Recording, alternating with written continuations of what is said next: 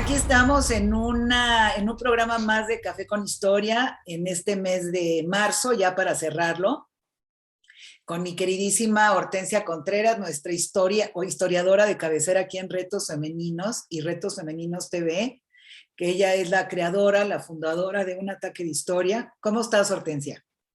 Hola Silvia, muy bien, muy a gusto, muy contenta de estar otra vez aquí con Retos Femeninos, bebiéndonos nuestro cafecito con historia. Estoy muy contenta. Ay, sí, un cafecito delicioso, porque bueno, pues todo lo que nos compartes muchas veces nos ayuda a entender de dónde venimos, nos da plática, nos abre un panorama maravilloso y sobre todo el conocer a estas mujeres mexicanas destacadas en el arte del siglo XX, pues a mí me apasiona y que nos lo puedas compartir y que traigas este valor inmenso a nuestra comunidad de retos femeninos, lo agradecemos mucho.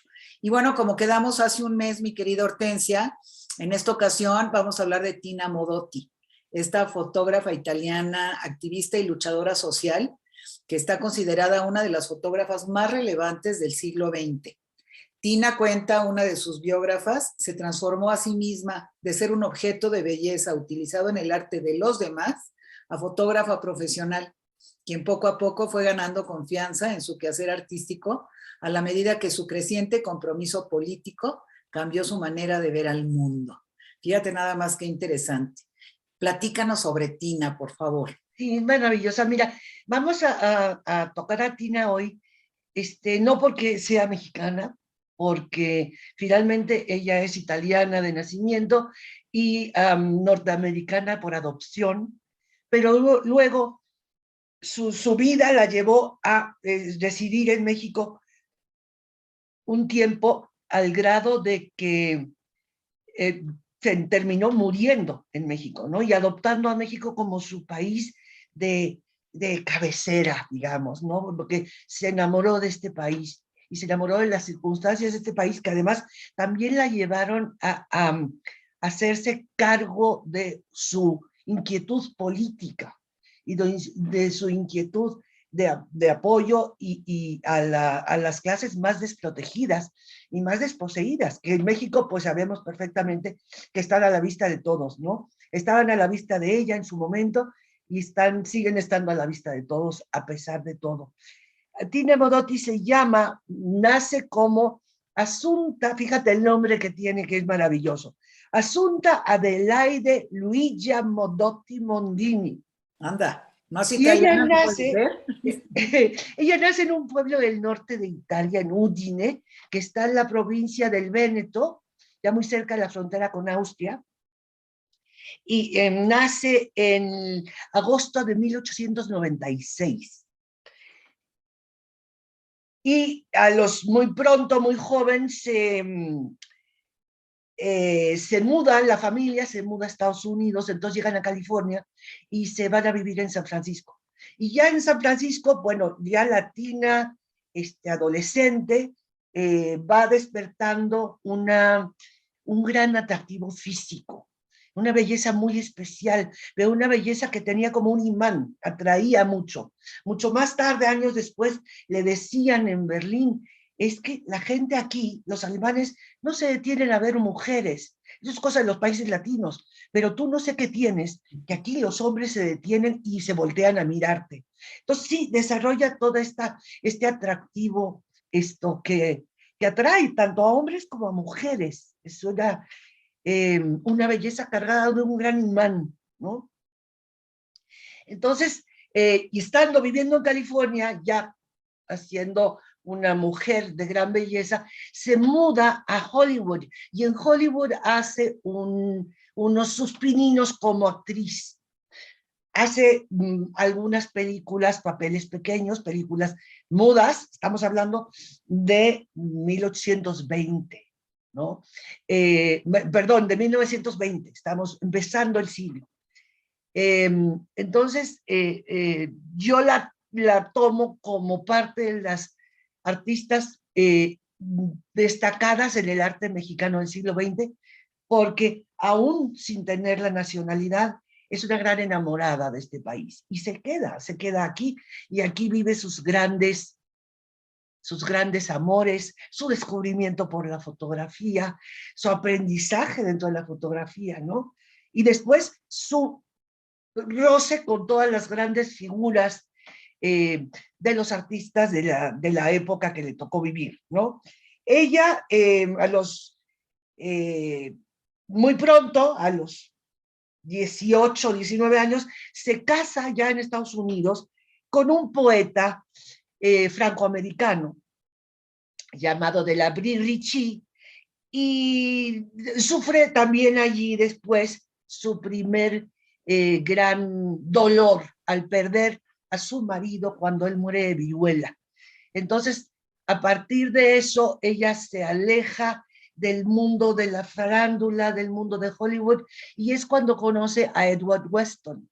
Y Edward Weston, que es un fotógrafo ya reconocido, pues se convierte en su mentor, en su maestro, y por supuesto que en su amante también. Entonces es en 1923 cuando ellos reciben, bueno, Weston recibe una invitación de una revista mexicana editada por la universidad que se llamaba Mexican Folkways, y los invitan a México para hacer una serie de reportajes fotográficos en el país, en la Ciudad de México y en el país. Entonces vienen juntos y estando como maestro aprendiz, como mentor, él ve el potencial de Tina, la capacidad que Tina tiene, entonces le regala una cámara y empiezan a trabajar juntos, ¿no? Entonces, Tina, ya estando en México, se va descubriendo, se va transformando, ¿no? Entonces, hasta ese momento, digamos, al momento de su acercamiento a Weston, ella vivía lo que tú mencionaste hace rato, ¿no? Ella era una mujer bellísima y una mujer que atraía, pero era objeto de, le hacían retratos, le hacían fotografías, ¿no? Pero ella no lo producía. Y estando en México es cuando ella empieza a ver su capacidad y la sensibilidad que tiene para captar ella la fotografía, ¿no? Entonces, aunque empieza a trabajar en estudio, pero después ya prefiere hacer trabajo de instantáneas. Y es lo que menciona Weston después, porque Weston se queda con ella en México un par de años y después él se vuelve a California, vuelve a vivir con su familia. Él tenía una familia, una mujer, unos hijos. Entonces se vuelve a California, vive con ellos, pero siempre mantiene un vínculo epistolar con Tina. Ella le sigue escribiendo, sigue pidiéndole consejos, sigue pidiéndole apoyo, y en ese momento ya está muy involucrada en el Partido Comunista Mexicano, ya había tenido contacto, pues, por supuesto, con Diego Rivera, con Siqueiros, con toda esta gente que estaba también muy politizada, ¿no? Con la misma Frida Kahlo, con María Izquierdo, con Manuel Álvarez Bravo, que estaba en ciernes como fotógrafo también. Entonces, bueno, Tina se empieza a sentir muy preocupada y hace contacto por su cuestión, su activismo político, digamos, ¿no? Y preocupada por las causas, pues, de los desprotegidos. Y conoce en ese momento al otro hombre de su vida, que es Julio Antonio Mella. Julio Antonio Mella es un dirigente comunista cubano, dirigente estudiantil. Es un hombre joven, es un hombre muy hermoso, la verdad. Yo cuando vi las primeras fotografías de Mella dije, ¿de dónde sacaron semejante hermosura varonil? Esto, vas a encontrar imágenes de Mella en muchas de las biografías de Tina, ¿no? Aunque quedan algunos escritos que se refieren a él como activista político, porque él viene exiliado a México, huyendo de la policía del entonces dictador cubano, que era el general Machado, porque él convoca movimientos estudiantiles para derrocar a Machado y tirar la dictadura de Machado. Entonces, bueno, empieza a haber una persecución política y se viene a México. Estamos hablando de 1928. Nada que ver con la otra migración cubana de los años 50, ¿ok? Esto es muy anterior y pues Mella pues se involucra con los movimientos estudiantiles. En 1929 hay mucha efervescencia en México en el movimiento estudiantil porque es cuando los estudiantes de la Universidad Nacional salen a la calle a luchar por la autonomía universitaria.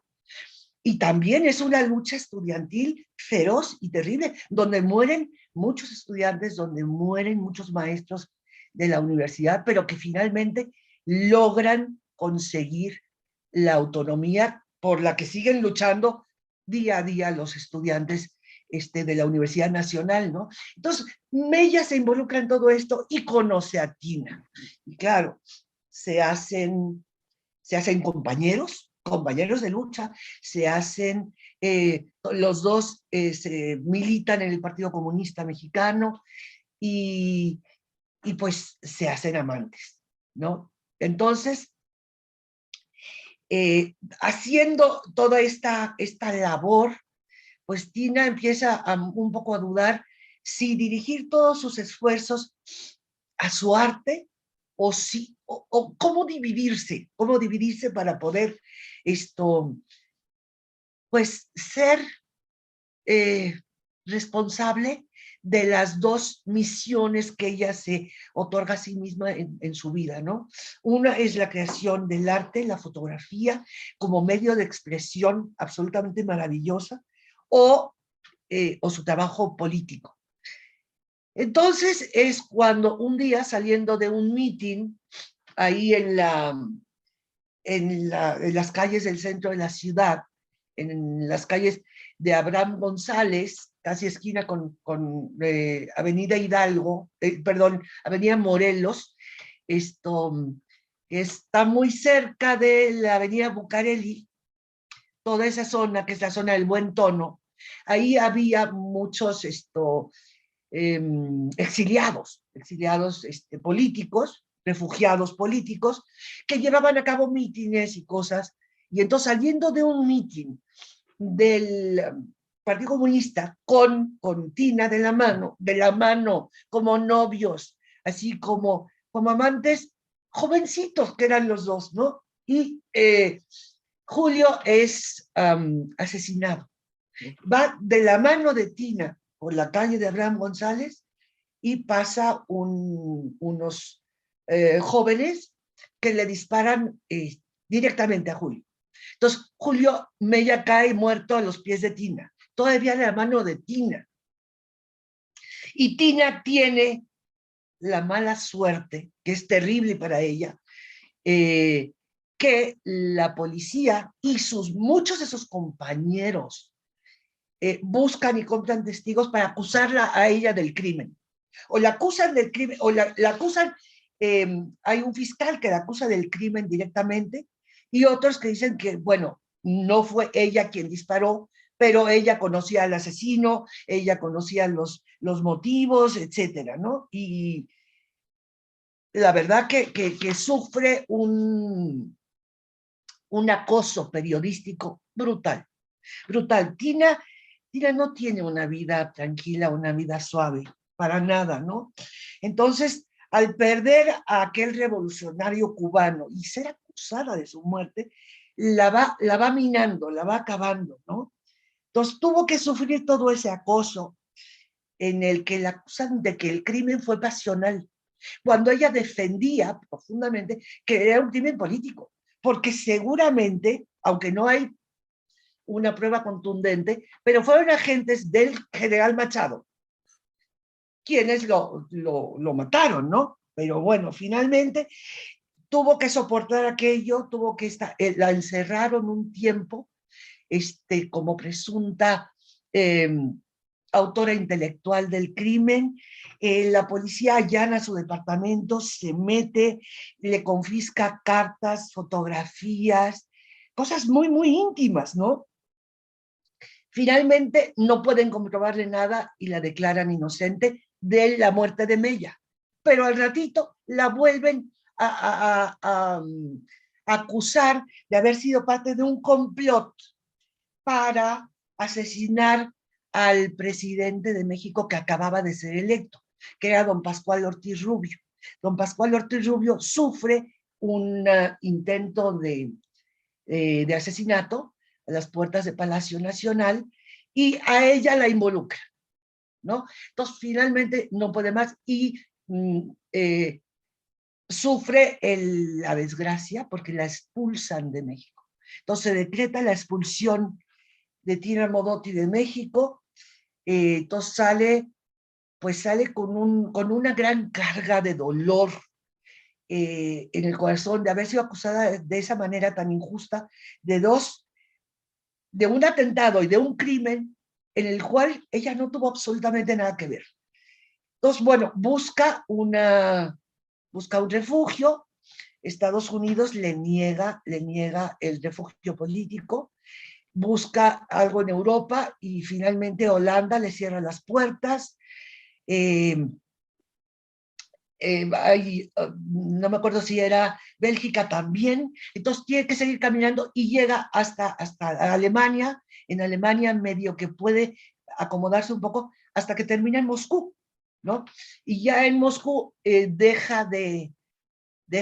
duda de seguir siendo fotógrafa profesional y se va a dedicar realmente al activismo político. Y estamos hablando de 1929-30. Es en febrero del año 30 cuando es expulsada de México. Y a mediados del año llega a Moscú.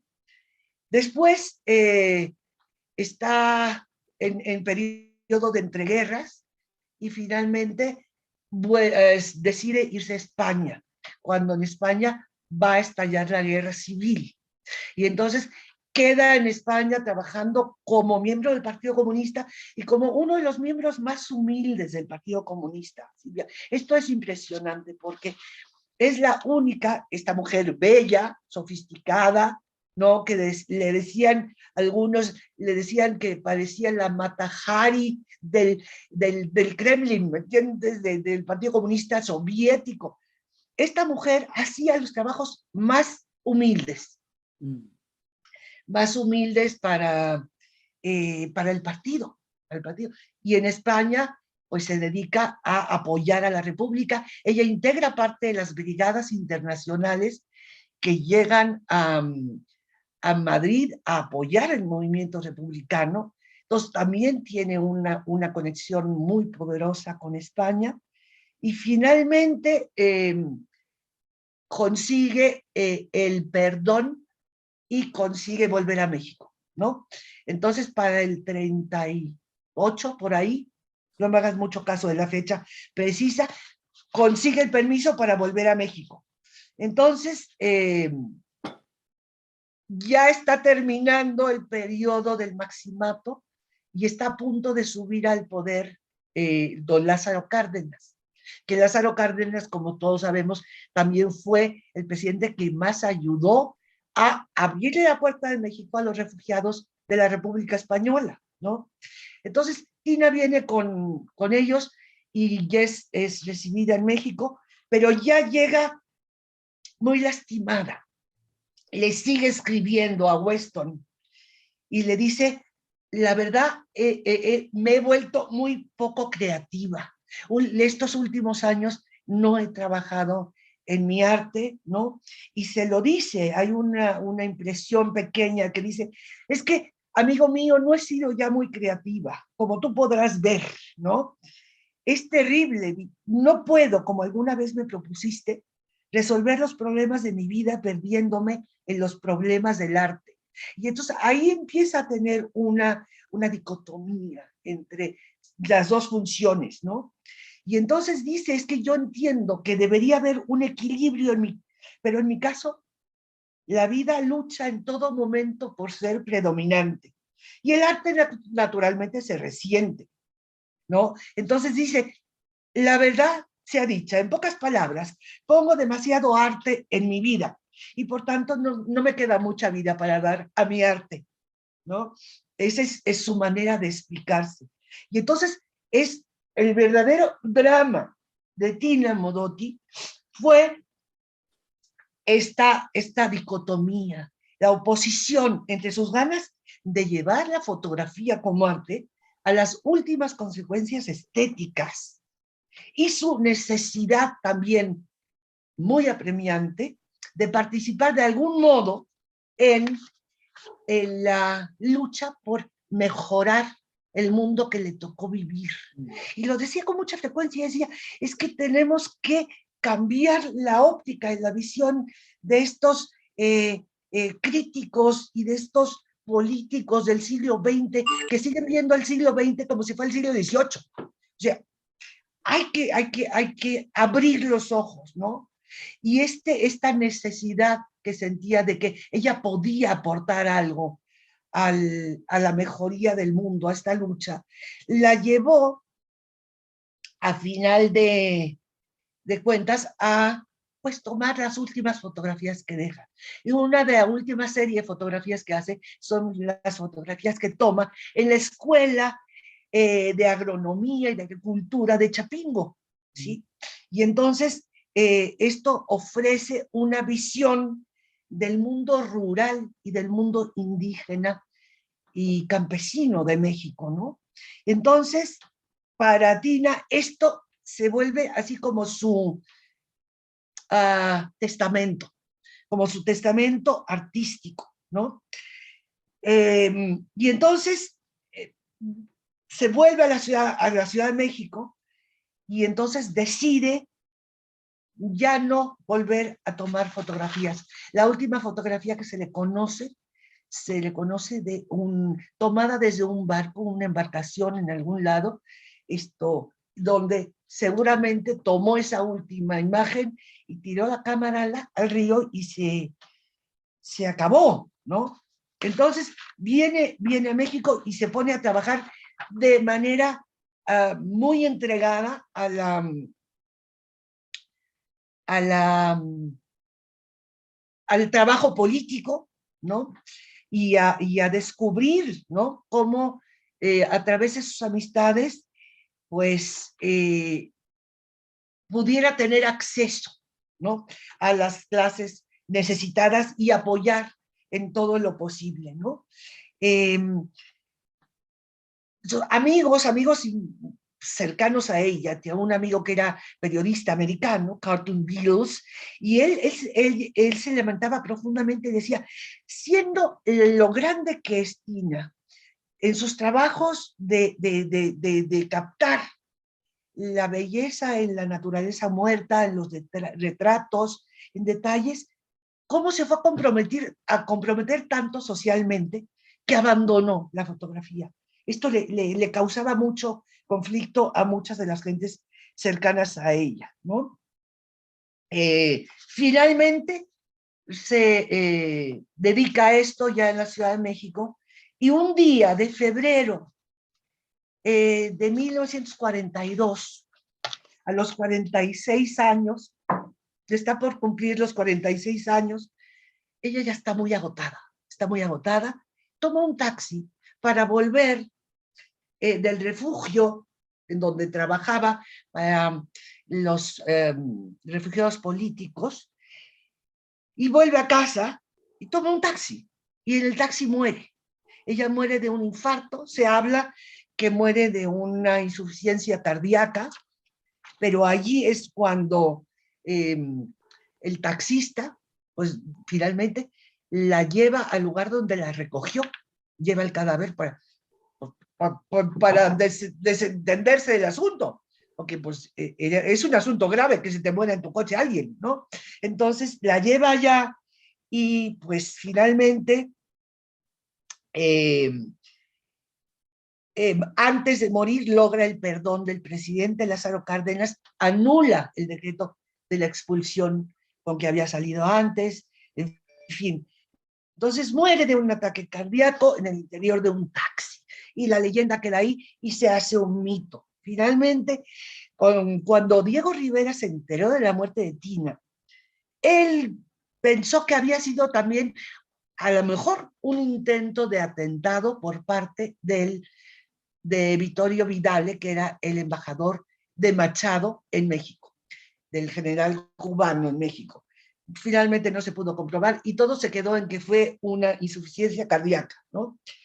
pero la enterraron con muy poca gente, la acompañó en su último, en su funeral, y está enterrada en el Panteón de Dolores, ¿no? Donde hay la pequeña lápida, un retrato que le hizo Leopoldo Méndez y un pequeño epitafio que le escribió Pablo Neruda y que dice así, y con esto terminamos. Y dice: puro tu nombre suave, pura tu frágil vida, abejas, sombras, fuego, nieve, silencio y espuma se combinaron con acero, alambre y polen para crear tu firme y delicado ser. Este es el epitafio en Wow. la tumba de Tina Modotti en el Panteón Civil de Dolores de la Ciudad de México. Y bueno, pues con Oye, esto tenemos un cuadro maravilloso de una mujer extraordinaria y de una gran artista. me impacta porque 45 años y haz de cuenta que hubiera vivido 80. Sí, claro. Intensidad, qué intensidad, qué intensidad. Pues Una, descansa en paz. una vida intensa, Una fuerte, mujer dolorosa muy intensa y y muy muy talentosa. entregada, de verdad, profundamente entregada a la causa y a la gente. Qué increíble. Ay, Hortensia, muchas gracias. Me Pues, encantó, me encantó. Y ves cómo de alguna forma el que podamos platicar de estas supermujeres mexicanas que por algo destacaron y en el siglo claro, XX estuvo lleno de talento.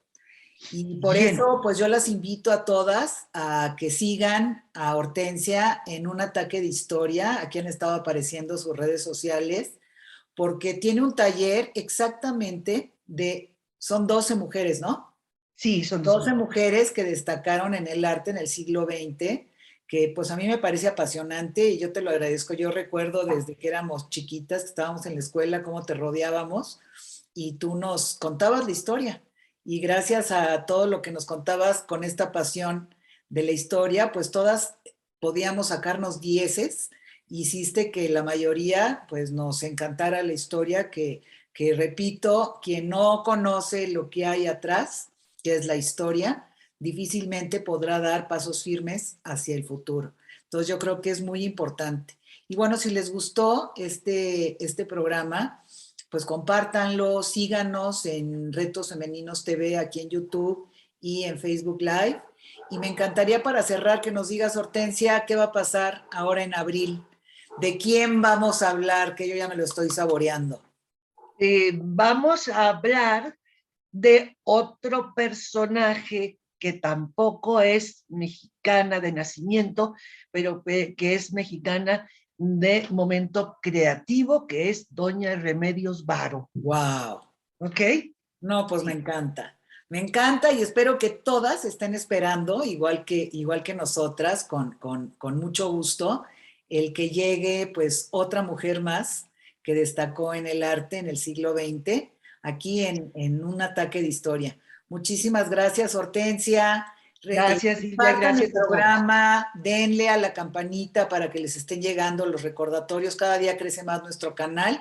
Y bueno, pues aquí sí pretendemos el tener contenidos de alto valor para que unidas podamos aprender y unidas podamos de alguna forma dejar un legado en este mundo que nos tocó vivir. Gracias, Hortensia, y hasta la próxima. Gracias, Silvia. Hasta la próxima.